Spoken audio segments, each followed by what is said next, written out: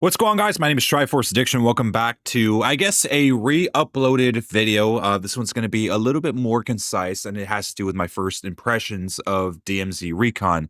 So I heard a lot of complaints that a lot of you guys didn't see gameplay, and I do apologize. I was streaming yesterday, basically the DMZ test server, and I actually forgot to record, and by the time I ended the stream, I was kind of already tired, so I just decided to just make a video with some older footage to, I guess, just talk about my opinions. But I'm going to do it again and do it properly this time with actual gameplay being shown. So I'm sure you guys have already seen it all. You guys have seen a lot of content creators like Ferg, Bobby Plays, Noah from OnlyFans. All those people have already made videos on DMZ and kind of like expressing their first opinions on this new mode. And I did give you guys a bit of my opinion, and I was a little bit messy with it, I will admit. Again, I was kind of tired and just didn't feel like making a video that day. But here I am, fully energized and ready to actually give you some quality content and quality impressions. So again, DMZ is an extraction mode. Basically, what you have to do is get into the Serpent Island and basically go to every building as much as you can without getting yourself killed, mind you, and collecting any valuables from various different, chests, different bags. And then once you extract, you could actually sell those for more money, thus giving you more access to more weapons, better backpacks, better armor, etc. There are two difficulties that will kind of give you more valuables depending on which one that you have. So, for example, if you play on the normal difficulty, there is a chance that you could get some legendary items, some mythic items as well. But most likely you're going to get more lower tier type of treasure. But when you are in the difficult mode, you do have a higher chance of getting much more valuable items that you could sell once you finish extracting. Also, in the difficult mode, or I guess the hard mode of of DMZ, they do also have that little mercenary, the one that was kind of shown in the trailer back in COD Next of 2025. I'm pretty sure you guys remember what I'm talking about. It's basically some ninja samurai type of hitman that you have to kill to get some pretty high treasure. I mean, he's kind of optional, but if you're feeling a little bit daring and you want to go after him, you can. But mind you, he is pretty overpowered. He's very fast and he is pretty hard to kill. So again, do that at your own risk, but of course, it does give you some pretty good rewards for doing so. There are also contracts kind of spread around the map where you could do certain tasks to get some extra money. For example, there will be one where you have to get this data drive from like a shipping container and then take it to a computer and get some files or something like that. And it might take you like a few minutes to achieve, but it's not really that hard. There is a situation, as you're seeing now on the screen, where I was looking for the contract and I ended up finding it, but also I had to, for some reason, do an extra step that required me to get to like the roof of the building. But for some reason, there was literally no way up that building. And me and my friends were trying to figure a way to get up there, but we just couldn't. So I don't know who designed this building, but like you need to add a ladder somewhere. Elements that they still need to work through. And again, I don't know how far back this build actually is. This could have been a build that they had like months ago, or not maybe months ago, like maybe a few weeks ago. So they're probably further into development with this entire map. So that's something to keep in mind. So obviously I couldn't find a way up there. Maybe they just haven't developed the ladder yet. Just enjoy the next few minutes of background gameplay of me trying to find a way up this building. But yes, anyways, I do want to touch upon the UI.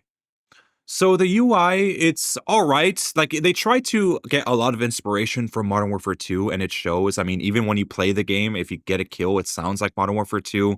So there seems to be a lot of things that got ported from that game into this. And they try to make it as close to that game as much as possible in terms of UI. But I think with this version, it really feels a little too complicated in my opinion. When you get into the main lobby, it's going to be easy. I mean, very easy to get lost on like where you want to go. Like, let's say you want to find your inventory or go to a shop. It could be a little complicated. Mind you, not everything is translated. It seems like they got like the Chinese version, maybe just kind of revised some of the text to make it English. But I don't really think they did too much of a good job, mainly because there's still a lot of things still in Chinese, so I can't read a lot of that shit. But in terms of like the UI, like the I guess the heads up display that we see here in game, it's actually pretty nice. I do kind of like the more sleek effect that it's going with. It kind of reminds me of what they did with iOS 26 this year, where it's kind of like a liquid glass design. You know, it's very transparent. And honestly, I kind of hope that they put this into just the general Call of Duty mobile, and like, you know, when it comes to BR or when it comes to multiplayer. That's pretty typical for Call of Duty test servers. There's usually a lot of features that are kept from us until we actually get the full update. So I wouldn't be surprised if they actually do change the UI for those things too. And also, in terms of the killing sound, how it sounds a lot like Modern Warfare 2, I wouldn't be surprised if once the full update comes out, when it's fully developed and everything, that maybe we get a kill sound like that also in multiplayer and BR. That would be nice. I'm kind of tired of just hearing the same kill sound that we've had since like the start. So in the main menu, there is quite a bit to look at. So obviously, the first thing I do want to touch upon is the store. So the in-game currency that you earn or that you take with you at the end of every match, you're able to get everything that you collected within that match and sell them just to get a little bit more money. And you can use that money to again buy upgraded armor, or you could also buy weapons with surprisingly enough abilities to have more than just 5 attachments, at least from what I'm seeing. I noticed that there was, like, I think a legendary AK-47 that had like, an 8 attachment slot thing, so you were able to put, like, literally everything. You could put a grip, you could put a magazine, barrel, suppressor, all in one without having to limit yourself. The way to unlock them is a little bit different because even if you max out your weapon, which I did try, I did that for like the kilo, I believe. Even if you max it out, for some reason, it still won't let you use the attachments that you normally would have unlocked. Some of them have like a legendary tier thing, like on their attachment label. So I'm assuming there might be some sort of challenge because like you have to reach like a certain milestone. Like the first milestone is obviously getting your weapon to the level that's needed for a certain attachment, but there's also like another milestone challenge that you actually have to do, and I don't really know what it really involves because again, like that portion is actually in Chinese, so I can't really read it.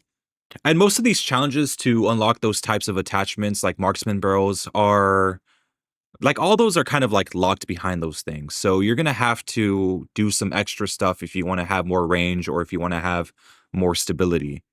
My description may not be accurate because I'm still kind of learning how this works. I'm probably gonna find out more once the update officially comes out, but yes, again, it's very complicated, you know? All these different weapons have like these abilities, I guess, with depending on what tier they're at. I think mainly it just has to do with you having more attachments, but they also have something that I really thought would not be in DMZ, which is actually weapon durability. So the more you use certain weapons in DMZ, the more you're gonna have to repair them. So there's like a percentage next to every weapon that you have. And once it reaches zero, I think the weapon breaks, but I haven't reached that point yet. So for me, I've just been repairing all the weapons that are nearly broken back to 100. And I think depending on the rarity of that type of weapon, it's more than likely going to be more expensive. So, like, let's say, for example, you have an uncommon Kilo 141. That would probably cost like maybe $3,000 to repair. While if you want a mythic tier Kilo that one needs to be repaired, it's probably going to cost you like maybe 500,000 or something like that. And keep in mind, getting currency like that is pretty simple in this game. So I don't really think it's going to be too hard. But if anything, there's probably going to be some sort of healthy balance that we need to adhere to in order to not to at least come out with more money than what we lose within the menu. Because some of the weapons out there, especially mythic level ones, are about $5 million, which does take quite a bit of time to unlock. However, in the black market, there are like 3 different factions. They have the Kuruhana faction. They also have the Atlas, which is the one that I believe is kind of like a gotcha system where you could hopefully draw out a higher tier weapon. It's kind of like spotty. But then they also have a La Souterre version where there's like a daily discount that you can get. So you could end up getting a very high tier level skin, or sorry, not skin, but like weapon, and you could get it for dirt cheap. So there are other ways instead of having to fork up like 5 million of your cash to get a high, like the highest tier weapon possible.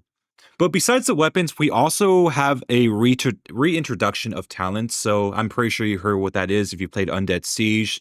Talent levels in that game was just basically you upgrading the strength of your turrets, the way that you reload, the way that your weapons do damage, all that stuff. Here it's a little bit different because I think they have like 3 different talents that you could use. You have Assault, you have Scavenger, and also Medical. Medical and Scavenger are probably the 2 best ones because there are certain talents, like, the more you use these talents, the more upgrade coins that you actually get for them. And thankfully, it's not like that kind of upgrade system where, the first time it'll cost 1 coin and then the next time you want to upgrade, it costs like 2 and then, it just keeps multiplying and multiplying. No, each upgrade actually does cost 1 coin, at least for now. This is just a test server. For all we know, they could actually end up changing that once the full release is out.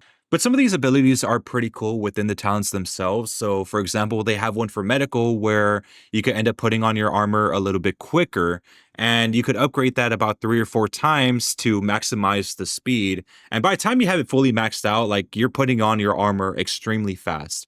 And that could help you recover against when you're going, like when you're just going against like real enemies. Of course, right now we're in the test server, so there's not really a lot of people to play with. So yeah, we're not really pressured to like having to put our armor on extremely fast, at least at the moment. But once there are actual real players on the full release, all that's going to change. We're going to have to be taking that more seriously. But yeah, other skills include, especially with the assault, I think when you go down or if someone downs you, you could actually pull up a pistol, kind of like last stand, and just end up firing at them. That's a pretty cool ability to have just in case that person that downed you is near death. And also, they might not expect it as well. Others include like maybe like let's say if you get shot, you're able to move faster for a few seconds. They have stuff like that. Again, like I said, the assault talent is pretty garbage, I would say, for the most part, other than just being down and having your pistol. I think with the assault one, I think it's a little bit too specific because there are just abilities within that talent itself that involve you using a certain like tier of weapon, and it won't work otherwise. For example, there will be like a ability where it's like, oh, if you have a mythic tier weapon, you will be able to reload maybe like 20% faster or something like that. So like those abilities are a little too specific. If it was something that was kind of like universal where it works with every weapon, that'd be pretty cool.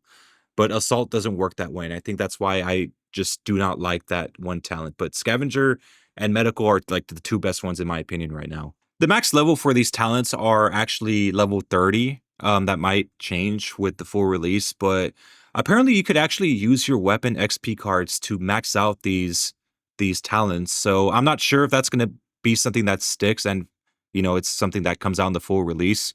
But if it does, I mean, we finally have a reason to use a lot of these XP cards that we've been saving up for years at this point. I mean, how many of you actually have over 100,000 of those weapon XP cards, the purple ones? Basically, you could just kind of skip the whole entire process of leveling that up, and you could get all of the talent coins and just upgrade most of them. I'd say most of them, not all of them. It doesn't really give you enough for that. But yeah, you could upgrade most of your abilities and you could kind of like you could kind of be overpowered immediately. So now, with all that said, I do want to touch upon just the normal gameplay itself. So honestly, it kind of feels more comfortable than multiplayer felt. And I'm not sure, maybe they did something with the aim assist on these weapons where I don't know, like it kind of feels like I'm playing on console. Like I don't know if that makes any sense. I know for controller players, getting used to this game's aim assist and the way it works is just it's a little different, I will admit, but I don't know. When I'm playing DMZ, it feels way too smooth. This opportunity does provide me the chance to also learn some of the weapon's new movement styles, such as the Kilo 141. It gets me a little more adjusted to how that weapon is going to function from here on out. Speaking of controller support, it does function pretty well, at least in terms of just normal gameplay, but there are some issues. One of the issues was actually switching weapons. Normally in multiplayer, you would have to press Y or X to switch the weapon depending on what controller you had. But for some reason, you don't have that ability in this mode. You have to like tap on the weapon slot on the bottom of the screen in order to actually switch weapons. I don't know why that's the case. And I'm hoping that within the full update, that does change. I don't mind having to touch the screen to move like an item from like a chest to my backpack. I mean, that doesn't really matter too much. But when it comes to like switching out your weapons, that kind of does matter. If anything, that's like the only real issue that I have with controller support within this mode. If they could just add that into the game or just, fix that up, I mean, I'm good. And it seems like they were working on that if you think about it. I mean, like they have little buttons that you could press to open doors. They have that stuff. So, yeah, that's probably something that they forgot or maybe it just kind of broke for whatever reason. But yeah, just if they fix that, it's okay. So I also want to talk about the AI a little bit. So the bots that you fight around the map, like Atlas infantry or Kuruhana infantry, they're not that bad to defeat. Thankfully, they're not looking at you through walls like they do in multiplayer. If anything, I would admit they're a little too easy. I think the difficulty though does change once you get into the more harder areas because depending on where you are in the map, the difficulty of the bots will actually be a little bit more strained. So, for example, they're going to start doing a little bit more damage to you. They're going to start being more accurate, but it's not to the point where it's like it's really just like breaking the game, kind of like how it does again in multiplayer. But it is pretty noticeable. But it's a good trade-off knowing that if you're in a high tier area and you do wipe out all the enemies around you, you are going to get some pretty good rewards. So that's something to keep in mind as well. As for like the lower tier areas, you could literally just walk up to them and that's what it takes for them to notice you. They're pretty retarded, but it's whatever. I'm just glad that we're not dealing with bots that will like cross map us within like a few shots. The loot that they normally have isn't that great, I will admit. Sometimes, especially if you're running out of ammo, you would have to find a buy station in the middle of a game to, buy yourself some more ammo. But the ones that they do drop is typically light ammo, at least from what I've seen. And it could get a little bit annoying, especially right now in the test server where most of the weapons that you have access to are actually assault rifles rather than SMGs. So it does get a little frustrating. And again, hopefully that does change within the full release. But yeah, it's a little annoying. But yeah, other than that, like I'm liking DMZ so far. It's not too complicated to understand once you get the hang of it. Like if you play like 2 or 3 games, you'll start to understand how it works. The map is relatively small. I was expecting it to be like massive, but no, it's like probably maybe a tiny bit smaller than isolated, maybe a little bit smaller than that. But it's not something that it won't take like weeks or years to get used to. It's going to be very easy to adjust. So yeah, right now, like I'm talking in the context of, just me just simply going against bots. Obviously, when the full game comes out and everyone has access to it, we're going to start learning the patterns of how we play. We're going to find out which buildings we go to the most. We find out what areas have the best loot. As of right now, it's just me walking around the map, just exploring. But also keep in mind, there's going to be a lot of players that have a ton of loot. So it's going to be sometimes in your best interest to actually kill them to get a lot more money than you would normally get just finding stuff. And also, if you kill them, you get to keep anything that they came in with. I mean, at least I hope that's how it works. I know you could take their treasure and everything, but weapons, I'm assuming you could also take that too and you could extract it. So if you manage to kill someone with a mythic tier weapon, you could probably take that with you and extract. So that weapon will be yours instead of theirs. And they would have to probably buy that weapon again. So it just depends on how you want to approach the situation. You could either start killing everyone you see, or you could just avoid as many gunfights as you can just for self-preservation. But yeah, overall, like the mode is not that bad. I heard there is a camo grind. I did make a video on that. It's gonna be like the first reactive camo that we do get, but obviously right now we have no idea how to unlock it. There's no guidelines yet, so I think they're still in the middle of developing it.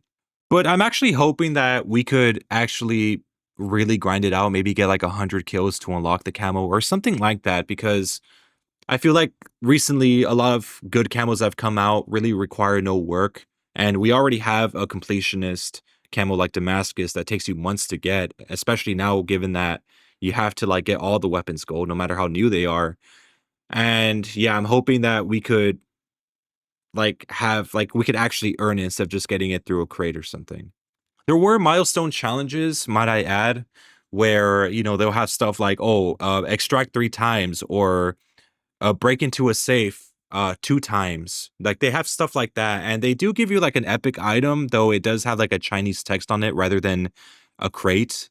So I'm not too certain whether or not that's how they're going to give you the camos. But yeah, that's something that we might not find out until the full release of this new season update. But yeah, overall so far I'm liking DMZ. Looking forward to actually playing the real deal. I don't want to invest too much time in DMZ here, knowing that it's not going to carry over to the main game. So yeah, it's fun. But anyways, guys, let me know what you guys think down in the comment section. I'll see you guys next time.